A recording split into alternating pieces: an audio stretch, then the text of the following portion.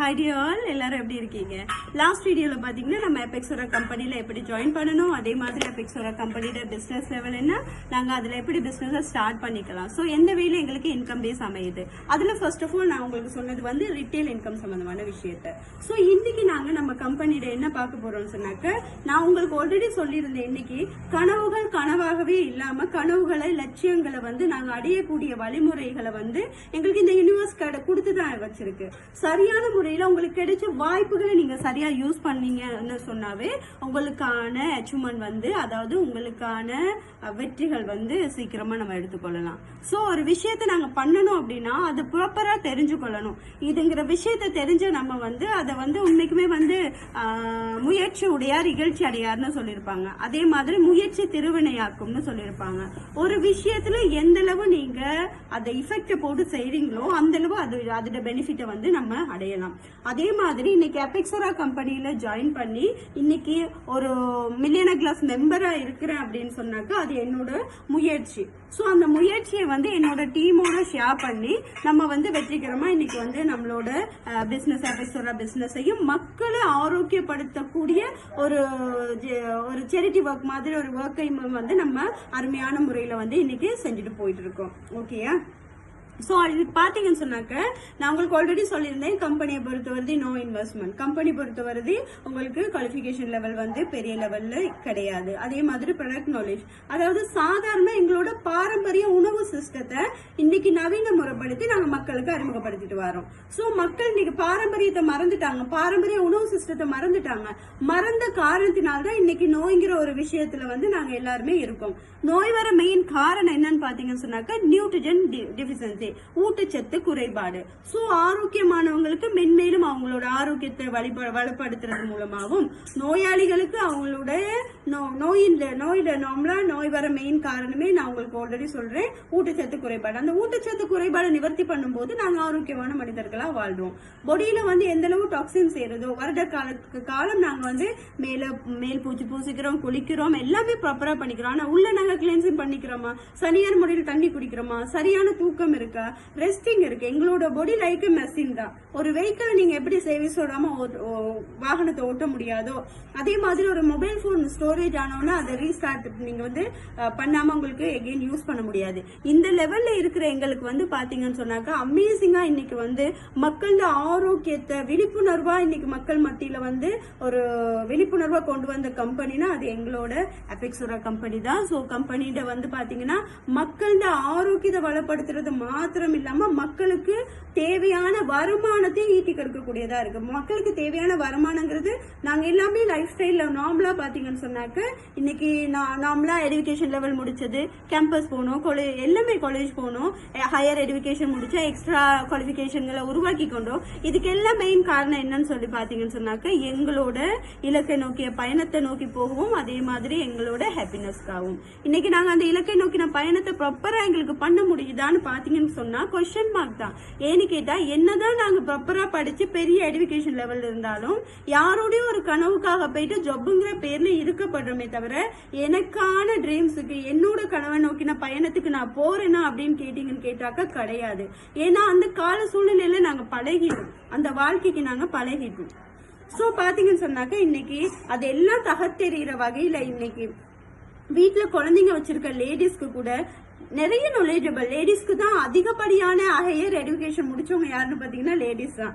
கடைசியா என்ன நடக்கும் அப்படின்னு சொல்லி பாத்தீங்கன்னா, கடைசியா கிச்சனுக்குள்ளேயே அவங்க லைஃப் தாட் எல்லாம் முடிஞ்சிடும். சோ அப்படி இல்லாம பெண்ணுண்ட அன்னைக்கு பாரதி கண்ட புதுமை பெண்களா இன்னைக்கு வந்து சமுதாயம் பெண்களை பாக்குறாங்க. ஸோ பெண்களுமே வந்து இன்னைக்கு ஆண்களுக்கு ஈக்குவலா ஏதோ ஒரு வகையில எங்களோட இன்கமையும் அவங்களுக்கு கொடுத்து எங்களோட குடும்பத்தின் வளர்ச்சியை வந்து மென்மேலும் வந்து நாங்க வந்து அதிகப்படுத்தி கொள்ளலாம். ஸோ அதே மாதிரி நிறைய வேலை முடிச்சதுக்கு அப்புறம் லேடிஸை பொறுத்து வந்து ஃப்ரீ டைம் நிறைய இருக்கும். ஸோ அந்த ஃப்ரீ டைம் சரியான ஒரு ஆப்பர்ச்சுனிட்டியா நாங்க அதை எடுத்துக்கிட்டோமா இருந்தா, அந்த ஃப்ரீ டைமை வந்து ஷெட்யூல் போட்டு நாங்க ஒர்க் பண்ண ஆரம்பிச்சோமா இருந்தா எங்களுக்கு அருமையான ஒரு லைஃப் ஸ்டைலுக்கு போகலாம். ஸோ நாங்கள் life is very short, no one permanent in the life. நான் எல்லாருக்கும் சொல்றது, யாரும் இந்த வாழ்க்கையில நிரந்தரம் கிடையாது. சோ நிரந்தரம் இல்லாத இந்த வாழ்க்கையில வந்தோம் வாழ்ந்தோம் செத்தோம் அப்படின்னு இல்லாம எதையாவது சாதிச்சோம் அப்படிங்கிற ஒரு பேரோட போகக்கூடிய ஒரு நேம் லிஸ்டா நான் இருக்கணும்னு நான் ஆசைப்படுறேன். அந்த லிஸ்ட் நீங்களும் விரும்புறீங்களா இருந்தா கண்டிப்பா நீங்க சூஸ் பண்ண வேண்டியதுதான் இந்த மார்க்கெட்டிங் சிஸ்டம் தான். சோ பாத்தீங்கன்னு சொன்னாக்க இன்னைக்கு மக்கள் மத்தியில ஆரோக்கியம் குறைஞ்சு வருது. சோ எங்களோட குழந்தைகளுக்கு கூட நாங்க நிறைய வந்து பாக்குறோம், யாரும் தப்பா எடுத்துக்காய்ங்க நான் அந்த வேர்டை சொல்றேன்னு, பிள்ளைகள் கேக்குறாங்கன்ற பேர்ல அதுல நியூட்ரிஜன் இருக்கா இல்லையாம பார்க்காம நாங்க குழந்தைங்களுக்கு என்ன பண்ணோம்னா கொஞ்சம் கொஞ்சம் விஷத்தை தான் கொடுக்கணும். பெக்கட்ஸ் ஐட்டத்துல என்ன இருக்கு, டிப்ல என்ன இருக்கு, லொலிபாப்ல என்ன இருக்கு, குறைஞ்சபட்சம் 3 இயர்ஸ் மட்டும் குழந்தைக்கு சுகர் யூசேஜே பண்ணக்கூடாதும்பாங்க. ஆனா நாங்க என்ன பண்றோம், கடைக்கு போனோம்னா குழந்தைக்கு எதுன்னு லொலிபாப்பை வாங்கி கொடுக்குறீங்க. அதிகப்படியான எங்களோட உடல்ல நாங்க என்ன பண்றோம்னா எது தேவையில்லாத நியூட்ரிஜனோ அதை ஃபோம் பண்றோம்.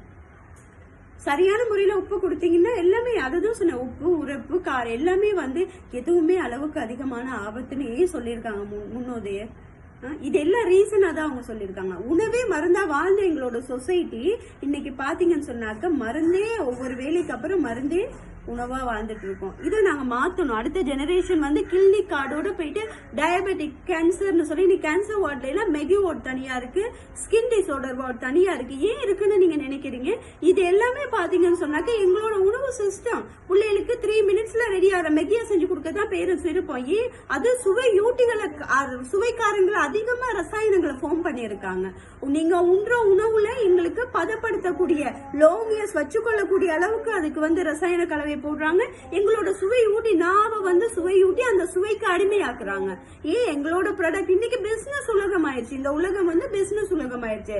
சோ அவங்களுக்கு தேவை பிசினஸ். சோ அதுக்கு அவங்க பண்றது வந்து தன்னோட ப்ராடக்ட் இந்த மார்க்கெட்ல எந்த அளவு போகணுமோ அந்த அளவு என்ன செய்யறாங்கன்னு சொன்னாக்க அந்த ப்ராடக்ட்டுக்கு தேவையான ரசாயனங்களை இன்க்ளூட் பண்ணி இன்னைக்கு சுப்கேட்னு சொல்லி வீட்டுல எல்லாருமே சமையலுக்கு பிறகு போடுற அந்த சுப்கேட்டில என்ன இருக்குன்னு நினைக்கிறேன், அஜினோமோட்டோ அதிகமா பயன்படுத்தும் போது உடல்ல என்ன நடக்குதுன்னு நீங்க சொல்லுங்க பாப்போம். நோயா எலும்புருக்கி நோய்கள் உண்டாவது. சாதாரண ஒரு இரும்பு துண்டை கொண்டு போய் அதுல போட்டா கூட 24 மணி நேரம் கரையும்னா மனித உடலுக்கு நாங்க அந்த ரசாயன கலவைகளை கொடுக்கும் போது என்ன நடக்கும்? ஒரு பால் பாக்கெட் வாங்கி 24 ஹவர்ஸ் நம்மளால வச்சிருக்க முடியாது. ஆனா நாங்க இன்னைக்கு என்ன பண்றோம் பாத்துக்கீங்களா, பேக்கெட்ஸ்ல அடைக்கப்பட்ட பால் மாவுல வருஷக்கணக்கா டேட் எக்ஸ்பைரி டேட் போட்டு வாரதுகளை எந்த ஒரு கொஸ்டினும் நாங்க கேக்குறது இல்ல, பட் வாங்கி யூஸ் பண்றோம். ஆனா உங்களோட உடல்ல வந்து இருக்க டாக்ஸின்ஸ இயற்கையான முறையில எங்களோட ஆதி பரம்பரையினர் பராமரிச்சு தேத்தான் காஃபி பால்மான்னு சொல்லி நாங்க இந்த இங்கினி மில்க் இன்னைக்கு மக்கள் மத்தியில ப்ரமோட் பண்ண இதுக்கு 1000 கொஸ்டின்ஸ் வரும். அதுக்கு எல்லாம் ஒரு கொஸ்டின் மார்க் தான். இன்னைக்கு FTA சர்டிபிகேட்டோட எங்களோட கம்பெனி ப்ராடக்ட் பாத்தீங்கன்னு சொன்னாக்கா 11 வருஷ ஜேர்னில இன்னைக்கு எவ்வளவு மக்களை ஆரோக்கியப்படுத்திருக்கோம். எங்களோட ஃபேமிலியும் நாங்க குழந்தைகளையும் ஆரோக்கியமான உணவு திட்டத்துக்கு கொண்டு வந்திருக்கோம். சோ இந்த உணவு திட்டத்தையும் மக்கள் மத்தியில வந்து பாத்தீங்கன்னு சொன்னாக்க பாரம்பரியம் இறந்த வீடுகள்ல வந்து பாத்தீங்கன்னு சொன்னாக்கா வட்டக்கா குடுக்கறது பாரம்பரிய சிஸ்டம் உண்டு. அது கொடுக்க காரணம் அழுது நொந்த இதயத்தை வந்து மக்களுக்கு வந்து நாங்க இது மூலமா சமப்படுத்தினோம். அப்ப என்ன செஞ்சிருக்காங்க, எங்களோட மூதாதையர் வந்து உணவே மருந்துங்கிற சிஸ்டத்துல வாழ்ந்தாங்க. நாங்க இன்னைக்கு மருந்தே உணவுங்கிற சிஸ்டத்துக்கு போயிட்டோம். காரணம் எல்லாரும் இருக்கிற பிஸி லைஃப், காரணம் எங்களோட உணவு சிஸ்டம். சோ உணவு சிஸ்டம் நீங்க சரியான முறைக்கு டைமுக்கு சாப்பிடுறது, சரியான நியூட்ரிஜன் எடுத்துக்கிறது, சரியான உங்களுக்கு தேவையான மினரல்ஸ் எடுத்துக்கிறது, சரியான ரெஸ்டிங் கொடுக்கறது, சரியான எக்ஸசைஸ் கொடுக்கறது, இது மூலமா உங்களோட உடலை பராமரிக்க முடியும் அப்படிங்கறத அபெக்ஸோரா கம்பெனி எங்களுக்கு வலியுறுத்தி அதன் மூலமா இன்னைக்கு பிஸி லைஃப்ல உள்ள எங்க எல்லாருக்குமே வந்து ஈஸி வே இன்டேக் ஈஸி வேக்கு கேப்சூல் ஃபார்மட்டா கொடுக்குறாங்க.